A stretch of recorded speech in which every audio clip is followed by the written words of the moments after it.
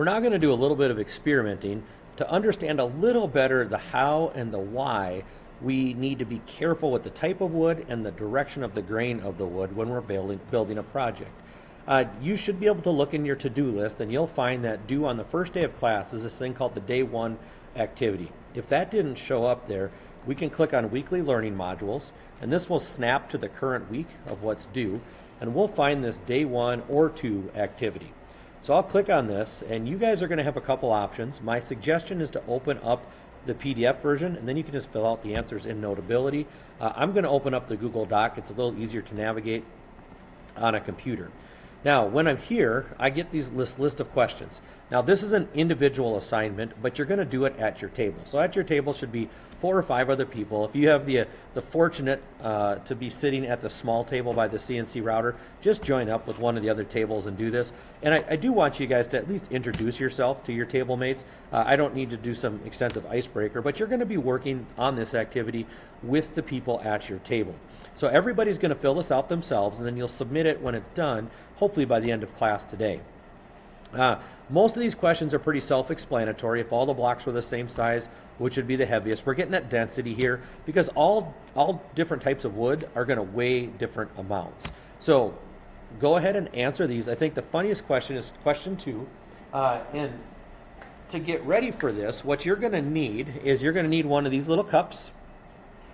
And inside of it, we're going to put just a little tiny bit of dish soap. So there'll be a container of dish soap and a cup. We just put a little bit in here just so there's a tiny little bit in the bottom. You're going to need this as a table, and then if you go back by the miter saw, you're going to see on the side feed table of the miter saw, there's going to be 3 stacks of blocks. One that's A, one that's B, and one that is C. Grab one of each of those blocks and bring them to your table. And then you're also going to need 3 different packs of straws. And these should be sitting up on the front. Feel free to grab them and put them back when you're done. But you're going to need a pack of straws that's all stir sticks. It's real little like this.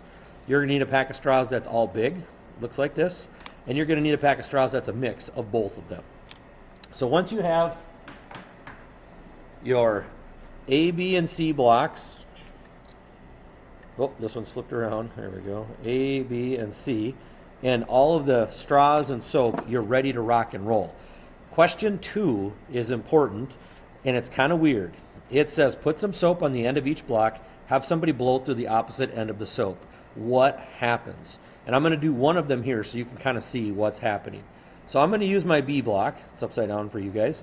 And I need to find the end grain. So the end grain looks like there's a bunch of little holes. All of these blocks have end grain.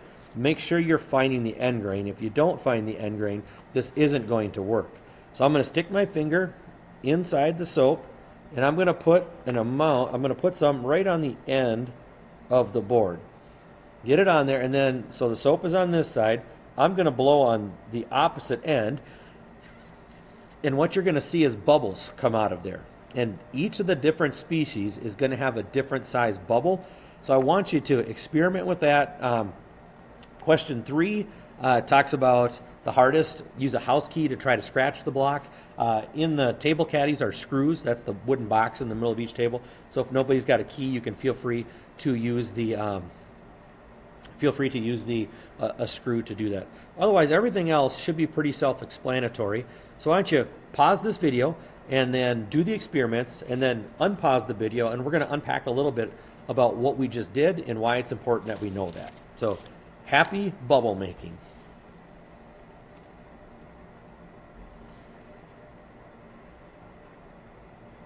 That should have taken about 10 minutes or so to get through that. Don't forget to upload this to Canvas. Let's unpack this a little bit. So let's go through block 1. If all the blocks were the same size, what would be the heaviest? I want to first see if you know what species these blocks are. We're going to start with block A. Block A is knotty alder. It's a very common wood. It grows quick. It's relatively inexpensive, and it's got a pretty color. So a lot of people use this. It typically has a lot of grain or knots in it because it is a fast-growing, relatively inexpensive tree. Block B is the most common type of hardwood in our area. That is red oak. Red oak is really hard, really durable, and it's relatively inexpensive for how sturdy it is. And block C is hard maple. Hard maple is becoming very popular. This is what almost all Major League Baseball bats are made out of because it's very dense, very hard, and it's slower growing. So soft maple grows fast. Hard maple grows slow. Hard maple is the trees that turn really pretty colors in the fall, but it's a great material, and we'll talk about why in a little bit. If you got some of these questions wrong, no problem at all. I'm not grading on correct answers, I'm grading on if you turned it in. This is a conversation starter. So if all blocks were the same size, some of you, we probably got answers all over the board, but the densest two are oak, that's block B, and maple, block C. Those two should be the densest, which is an important factor in making a cutting board. In all these activities, we're thinking in the back of our minds, what's going to make the best cutting board? So now we get to question number 2, putting soap on the block. And I'm going to scroll down here so you guys can see a picture of what I got. And what we typically get is what I have a picture of down here. Now, lumber is a natural growing product, and so it might be different. You might have an A, a B, and a C that acts like a C, B, or an A. Who knows? But generally speaking, you should have gotten the biggest bubbles out of block B. Actually, block B is red oak, and block B is very similar to the very big straws. So you could think of the big straws as the arteries and veins of the tree. It's called the xylem and the phloem. That's what brings nutrients up and down the tree. Block B, red oak, has really, really big grain structure. That's important to remember for a lot of reasons, especially when it comes to a cutting board that we'll get to in just a second. Block C, maple, should have been almost like foam when you blew it. It probably made your cheeks sore when you were blowing on that because it was blowing such closed cells. That's going to be like these stir sticks. So it's a really tight grain wood, about the same hardness as red oak, but it's going to give us foam. And then the alder, block A, it's a wild card. You might have some big, you might have some little, you might not be able to get any bubbles out of it. Alder and other trees like a poplar is the same way. They're typically very fast growing trees, and it kind of mixes big and little straws. And that's going to be important as we talk about making the best cutting board. So I want you to think for a moment. Let's say you're making dinner tonight and you make a nice piece of chicken. You put it on your cutting board, you cut it up, and then you go wash it, rinse it off. If you are using the wrong wood, what's going to happen? Let's say we use red oak, block B for that, and we got these great big straws. What's going to happen is all that chicken juice is going to soak into the board. And these great big stir straws are going to pull it right in. And even though we go wash it don't put it in the dishwasher, wood cutting board, but even though we wash it in the sink, we're not going to get all of that nasty out. And in the next couple of days, whoever uses that is going to get salmonella poisoning. So we got to be careful about it. That's why block C, maple, would be a better cutting board.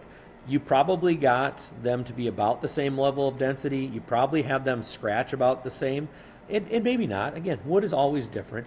But C is going to make the best cutting board because it's so tight grained. It's not going to soak up all of that juice from the chicken or the piece of meat. And in all reality, I would suggest using this cutting board for charcuteries, meats, cheeses, and bread. I wouldn't put raw meat on a wooden cutting board. It's just too porous, no matter what type it is. But some are definitely worse than the others.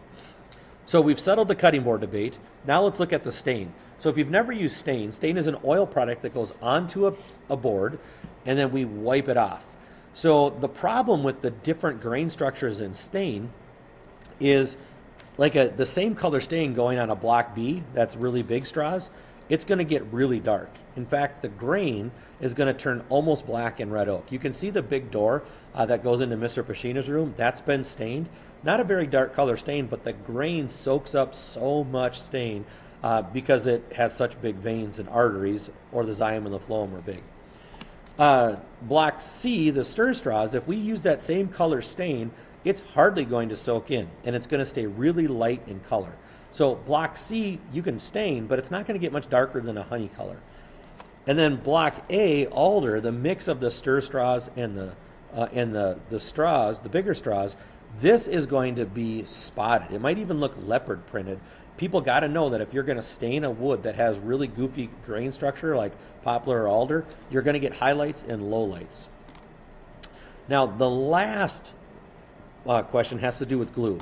So if I had a hot glue gun and I glued the end of these two packs of straws together, it's not going to be a very strong joint because we're missing a lot of surface area. The same thing with boards. If I take the end grain of boards and try to glue it together, even our fingers are going to be able to break that, even if the glue has been dried for a long time. It's not a strong way to glue a board together. We need to use a mechanical fastener like a screw, nail, or staple to hold that together.